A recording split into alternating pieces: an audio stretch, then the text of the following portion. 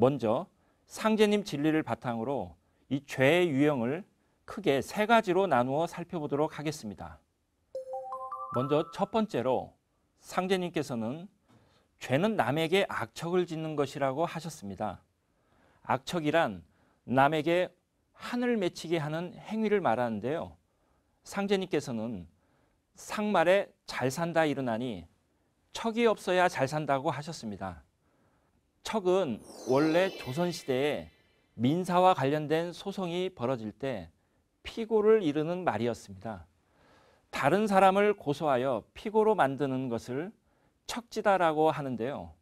소송을 걸어서 싸우면 결국 서로 원망하는 사이가 되므로 척지다라는 말이 다른 사람과 원수시간이 된다라는 의미로 발전한 것입니다. 내가 잘 되기 위해 남의 생명과 삶에 큰 상처를 던져주는 것, 또 나의 목적을 달성하기 위해 타인의 인생에 지워지지 않는 상처와 슬픔과 깊은 한을 남게 하는 것, 또 남의 생명을 끊는 이런 살인 행위 등을 말하는 것입니다.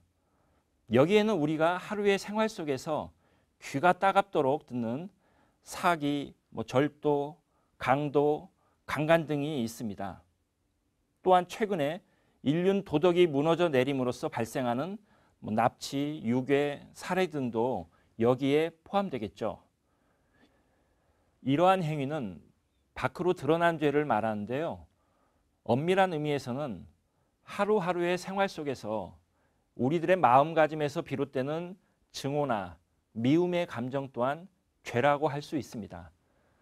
왜냐하면 이러한 마음은 상대방에게 안 좋은 기운을 줄 뿐만 아니라 내 자신의 생명에도 직접적인 영향을 주기 때문입니다.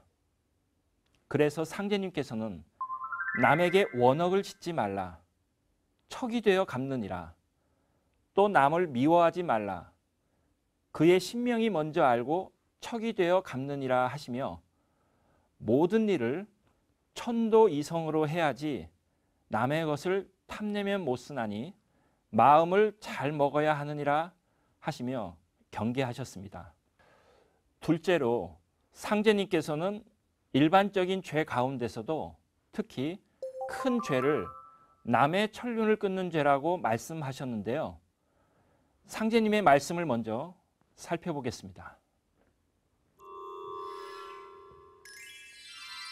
지은 죄상은 만인경에 비추어 보면 제 죄를 제가 알게 되니 한탄한들 무엇하리. 죄는 남의 천륜을 끊는 죄가 가장 크니라. 유부녀를 범한 죄는 워낙 큰 죄이므로 내가 관계하지 아니하노라. 천륜이란 바로 인간의 혈통관계를 말하는 것인데요. 조상과 나, 한 가정 내에서는 부모와 자식, 또 부부관계, 형제간의 관계 등을 말합니다. 즉 천륜은 하늘에서 맺어준 인간관계를 말하는 것입니다. 이것은 또한 크게 한 민족에게도 적용되는 삶의 원천적인 생존 질서를 의미하기도 합니다. 남의 천륜을 끊는 행위란 예를 들어서요, 가정이 있는 가장이라든지 주부든지 그 사람을 소유하기 위해 이혼을 강요하고 마침내 가정을 파괴시키는 경우가 있을 수 있습니다. 또한 강도가 가정을 짓밟고 들어가서 부부관계에 상처를 입히는 등의 경우가 이 천륜을 끊는 전형적인 예이며 이것은 천지의 근본을 떼는 것과 같습니다. 증산상제님께서는 부부란 인도의 시작이요 만복의 근원이라고 하셨습니다. 천지를 대행해서 천지의 자녀인 인간을 낳아 기르는 게 부부의 도입니다. 부부의 음양의 도는 천지 부모가 만물을 낳아서 기르는 생명의 근본 질서입니다. 그렇기 때문에 천륜에 끼어들어 상처를 주고 그것을 파괴하는 행위를 하면 천지의 근원 질서를 무너뜨리는 큰 죄이기에 상제님께서는 이에 관여하지 않는다고 하신 것입니다. 천륜 중에서도요, 부모와 조상은 내 생명의 뿌리가 되는 존재이죠. 이것은 좀 더 근원적인 문제가 되는데요. 상제님께서는 이때는 원시반본하는 시대라 혈통줄이 바로 잡히는 때니 환부역조하는 자와 환골하는 자는 다 죽으리라 말씀하셨습니다. 상제님께서 인류에게 내려주신 인간 삶의 문제에서 근원이 되는 대도 말씀인데요. 그것은 바로 원시반본의 도입니다. 원시반본이란 가을의 변화정신에 따라 천지 만물은 생명의 근원자리로 돌아가야 한다는 상제님 도의 근본 가르침입니다. 환부역조란 문자 그대로요. 아버지를 바꾸고 조상을 바꾸는 것으로 뿌리를 부정하고 바꾸는 것을 큰 죄라고 말씀하셨습니다. 모든 생명은 뿌리에 근본을 두고 있기 때문에 뿌리를 부정하고는 그 누구도 살 수가 없습니다. 이 뿌리에 대한 인식, 뿌리에 대한 감사의 마음을 갖고 있을 때 우리는 근본을 바르게 찾고 진리를 아는 건강한 생명이 되어 근본으로 제대로 돌아갈 수 있습니다. 세 번째 죄의 유형은 무지입니다. 작금의 개벽 시대에 있어서는 모르는 것도 죄가 되는데요. 이 세상이 어디에 와 있으며 그리고 어디를 향해 이 시국과 세계의 시운이 이처럼 물끄듯 고동치며 나아가고 있는지 그것을 모르는 것이야말로 죄가 되는 것입니다. 상제님께서는 천하대세를 아는 자에게는 살 기운이 있고 천하대세에 어두운 자에게는 죽을 기운이 있다고 경계하셨습니다.